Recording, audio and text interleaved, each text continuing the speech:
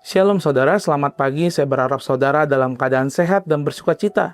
Kita bersyukur di pagi hari ini karena kita kembali lagi dalam Renungan Pagi Spiritual Life. Pada pagi hari ini kita akan merenungkan pembacaan kita pada Imamat 13 ayat 40-44. Saya akan berikan judul ketelitian adalah bagian dari kekudusan. Saya akan bacakan firman Tuhan bagi kita semua. Demikian firman Tuhan.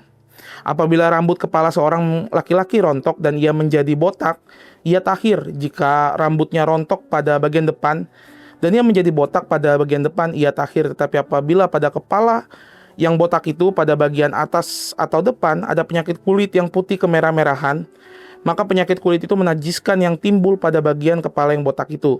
Imam harus memeriksa dia. Bila ternyata bengkak pada bagian kepala yang botak itu putih kemerah-merahan dan kelihatannya seperti penyakit yang menajiskan pada kulit, orang itu menderita penyakit kulit yang menajiskan dan ia najis. Imam harus menyatakan dia najis karena penyakit yang ada di kepalanya itu. Saudara, seorang pria datang menghadap imam dengan kepala yang botak. Sekilas keadaannya tampak mengkhawatirkan. Di tengah masyarakat Israel, penyakit kulit tertentu dapat membuat seseorang dinyatakan najis dan terpisah dari keadaan sosial maupun ibadah. Banyak orang mungkin langsung menarik kesimpulan, namun imam tidak boleh bertindak berdasarkan hanya dengan dugaan. Imam itu harus memeriksa dengan teliti dan Tuhan memberikan petunjuk yang jelas bahwa kebotakan pada dirinya bukanlah tanda kenajisan. Orang yang rambutnya rontok tetap dinyatakan tahir. Tetapi jika pada bagian kepala yang botak muncul tanda tertentu seperti pembekakan putih kemerah-merahan, imam harus melakukan pemeriksaan lebih lanjut sebelum mengambil keputusan. Melalui tugas imam yang harus memeriksa dengan cermat, Allah mengajarkan bahwa kekudusan tidak dapat dipisahkan dari kebijaksanaan dan ketelitian dalam mengambil keputusan. Kehidupan yang mencerminkan kekudusan Allah tidak dibangun di atas keputusan yang tergesa-gesa, melainkan pada sikap yang bijaksana dan bertanggung jawab. Kekudusan berjalan dengan hikmat. Imam itu dituntut untuk mengamati dengan seksama, membedakan fakta dari asumsi, dan memastikan bahwa keputusannya didasarkan pada kebenaran.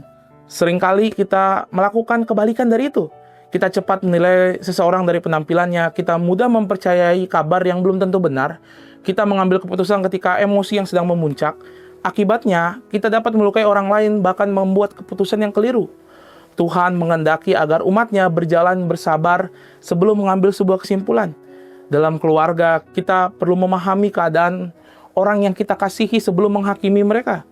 Dalam pelayanan, kita perlu mendengar dan mengamati dengan jujur sebelum kita menilai seseorang. Dalam pekerjaan, kita perlu memeriksa fakta dan mempertimbangkan berbagai aspek sebelum menentukan langkah. Dalam relasi, kita perlu memberi ruang untuk mendengar dan memahami, bukan untuk bereaksi. Orang yang kudus bukan hanya orang yang menjauhi dosa, tetapi orang yang belajar mengambil keputusan dengan bijaksana. Ia tidak tergesa-gesa atau ia tidak dikuasai emosi, dan ia tidak mudah dipengaruhi oleh penampilan luar. Ia memilih untuk melihat dengan jernih sebelum bertindak. Saudara, mari sejenak kita renungkan firman Tuhan yang sudah kita dengar. Saudara, apakah ada keputusan, penilaian, atau respon yang selama ini saya ambil terlalu cepat, tanpa pengamatan dan pertimbangan yang cukup? Karena itu, setiap kali kita diperhadapkan pada sebuah keputusan, ingatlah prinsip yang diajarkan melalui tugas imam ini. Jangan gegabah, amati dengan teliti, pertimbangkan dengan hikmat, sebab ketelitian adalah bagian dari kekudusan. Biarlah kiranya Tuhan menolong kita untuk menjadi pribadi yang tidak tergesa-gesa dalam menilai, berbicara, maupun mengambil keputusan. Biarlah kita belajar memiliki hati yang sabar untuk mengamati, teliti untuk memahami, dan bijaksana untuk bertindak. Sebagaimana imam harus memeriksa dengan cermat sebelum menyatakan seseorang itu tahir atau najis, demikian juga kiranya setiap keputusan yang kita ambil dalam keluarga, pelayanan, pekerjaan, dan relasi didasarkan pada kebenaran, bukan pada asumsi atau emosi sesaat. Sebab ketelitian adalah bagian dari kekudusan yang Tuhan kehendaki dalam kehidupan umat-Nya.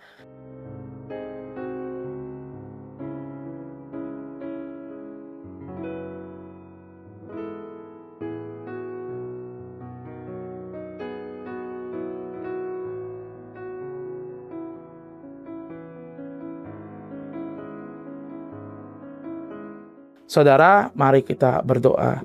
Tuhan, kami bersyukur untuk setiap firman Tuhan yang datang kepada kami di pagi hari ini.